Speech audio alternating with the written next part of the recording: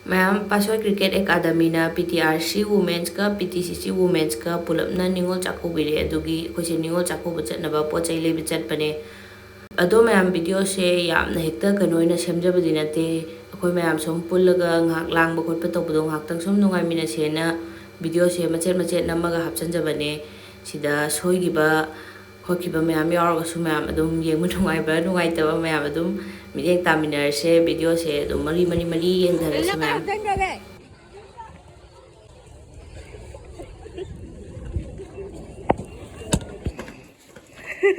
Wah, lam tangang dah hina dia kono. Hang pare selak tu lah. Loi rawa koi sina.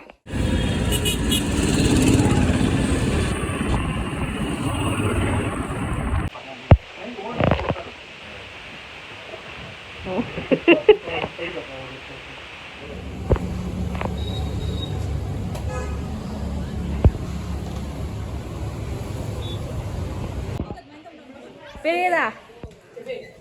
Fazade. Suraba, mala yengu tada. As akoi putrak tu kan nga chana re hey.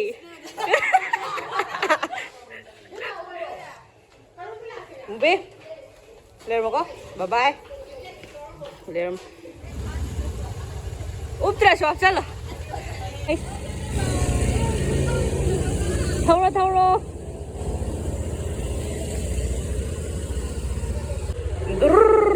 Tahu nih.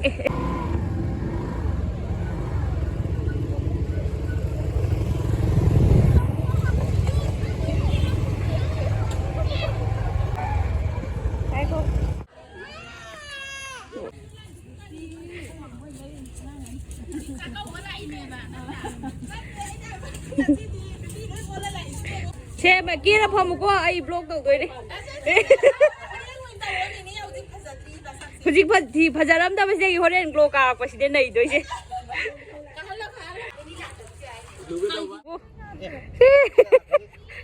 Lúc khác gì thế? Marang turang pi, arang pi, miang gi lucy.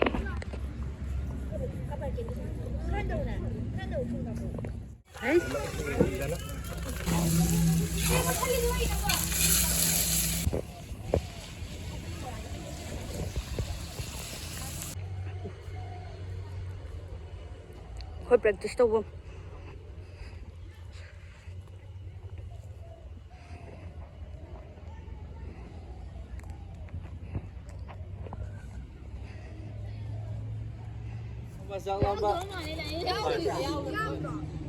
Rau thì hay một cây trao rồi. Ra mấy giờ.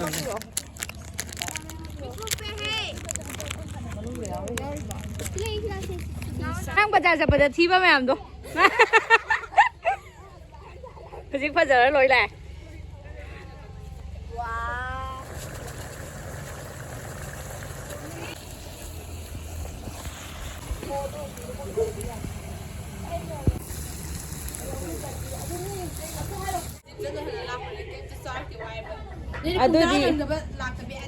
Adune, ay si pung tara ta jaga lo shat lo interview lo ni ai. Male na nga si nupi lo malo re kai no. Pa te haudra. Haudora. Ningol Chakouba haudora. Hai gre. Mani matum. Action gre thum laksan gre.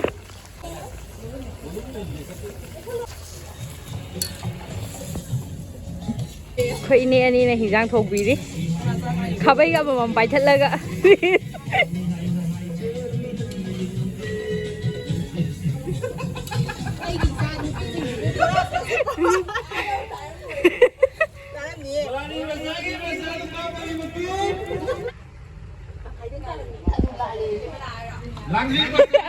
Alu lale. Alu siapa jangan alu lale. Alu lalam badagi alu cuman graba.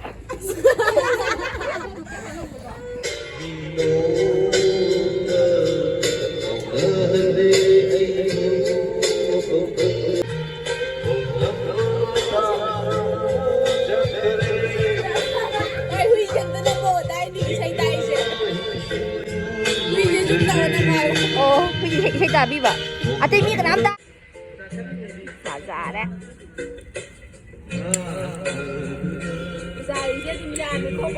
Puzai, masak puzai bên cái gì giang hậu người ta bên cái gì, wow, masak puzai puzai, hậu rồi này,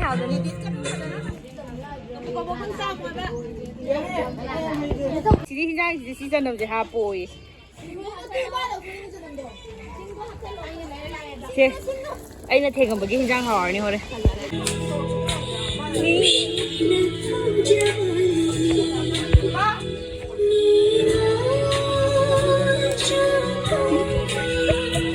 Ôi, Ningol là đôi nhẹ. Ha. Ningol là cái rồi hả? Mana lâu sa ngay ni mai se. Lai bak taga san kiss tau e phaje.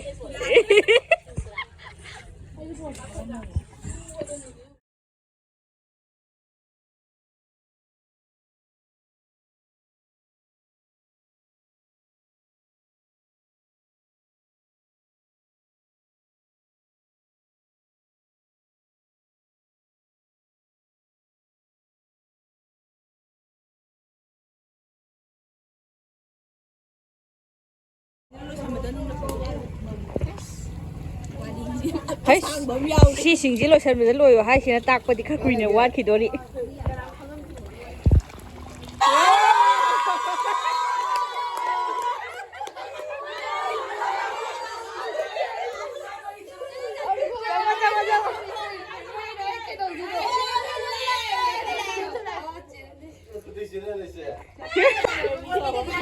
Rồi, anh sang ăn đây.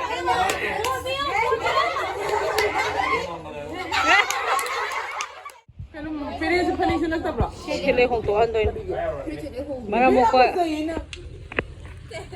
Olo. Mana lo re, loi rak pa ki mana. Khi ka chi hurin hawe hai ta ga di karan thong bai ni hai doino. Sum kra. Yewe sijang thong ba hai ba hai se ko. Ji ta la ga dum ma sa phaja du le. Wa ga ni ngai leite. Chờ đi Cục xanh gì có mua Cục to này Bây giờ cái nào phụ được bảo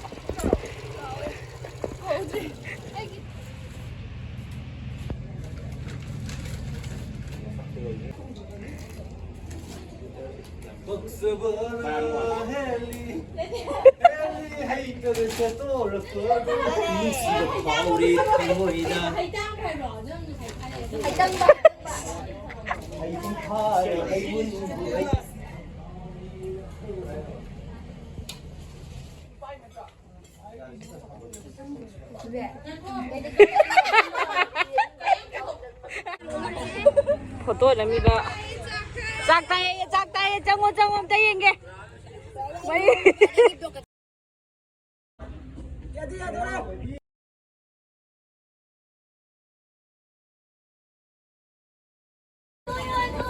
Còn thôi cái mà có. Ngoan hơi lại. Bà mua.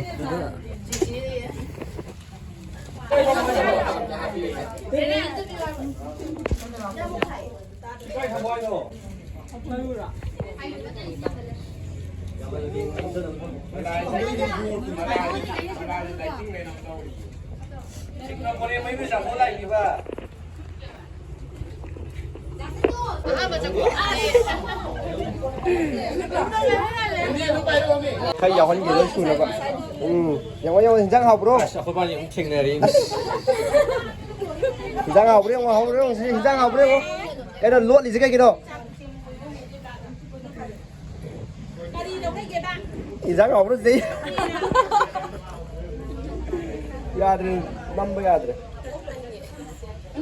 Hô.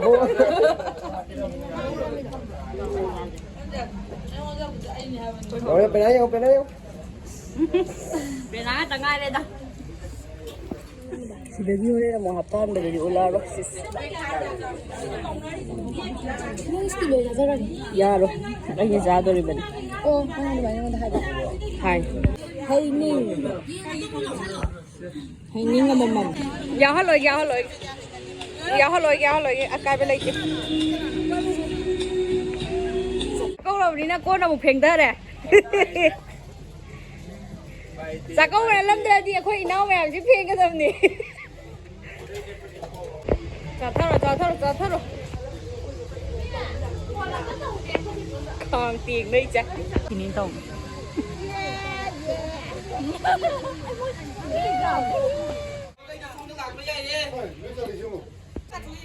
ꯗꯣꯛꯈꯤꯅꯥ ꯇꯧꯔꯝꯗꯥꯏ ꯁꯔꯗ ꯇꯧꯗꯣꯏꯅꯦ ꯁꯨꯝ ꯇꯧꯗꯅ ꯑꯩꯈꯣꯏꯒꯤ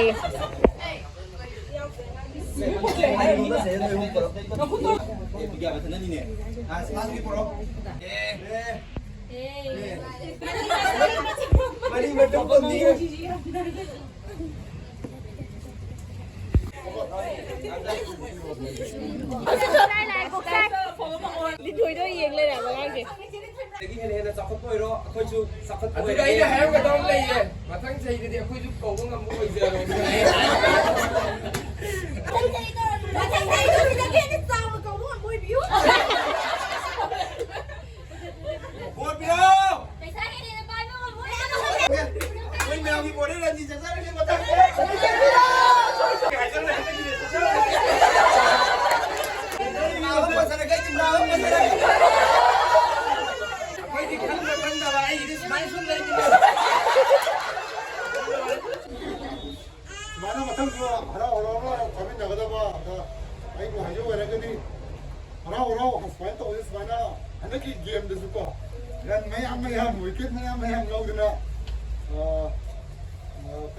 MANIPURI represent tꯧꯗꯅ ꯃꯄꯥꯟꯗ ꯂꯣꯏꯅꯃꯛ ꯆꯠꯄ ꯑꯣꯏꯕ ꯉꯝꯕꯤꯔꯣ ꯑꯩꯅ ꯅꯣꯏꯅ ꯆꯠꯄꯩꯁꯦ ꯑꯩꯈꯣꯏꯒꯤꯁꯨ ꯃꯤꯡꯆꯠꯅꯤ ꯄꯣꯔꯛꯀꯗꯣꯏꯅꯤ ꯁꯨꯃꯥꯏꯅ ꯂꯥꯞꯅ ꯑꯗꯨꯝ ꯈꯣꯏꯔꯝꯖꯔꯒꯦ ꯖꯣꯏ ꯑꯗꯨꯒ ꯂꯥꯁ ꯑꯣꯏꯅ ꯑꯃꯇꯪꯒ ꯅꯣꯏ ꯍꯧꯖꯤꯛ ꯍꯥꯎꯁꯤ ꯇꯧꯅꯦꯌꯦ ꯍꯥꯎꯁꯤꯗꯨꯒꯤ ꯐꯥꯔꯁ ꯄ꯭ꯔꯥꯏꯖꯀꯤ ꯇꯤꯀꯦꯠꯇꯨꯒꯤ ꯃꯇꯨꯡ ꯏꯟꯅ ꯇꯧꯗꯣꯏꯅꯦꯌꯦ ꯑꯗꯣ ꯑꯗꯨꯒꯤ ꯍꯥꯎꯁꯤꯗꯨꯒꯤ ꯍꯥꯎꯁꯐꯨꯜ ꯂꯨꯄꯥ 5,000 ꯍꯥꯏꯕꯤꯔꯝꯃꯦ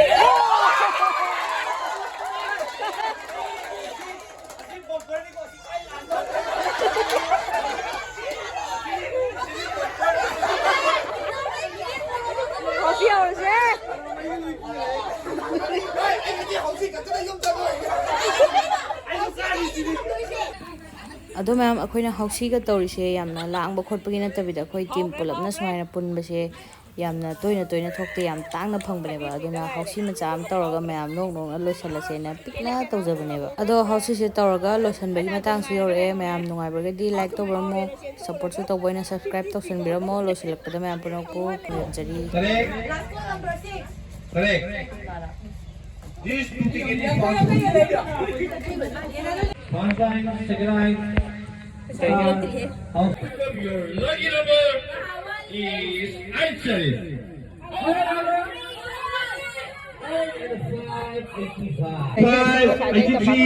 59. Ngasigi program matang saja lo sajare.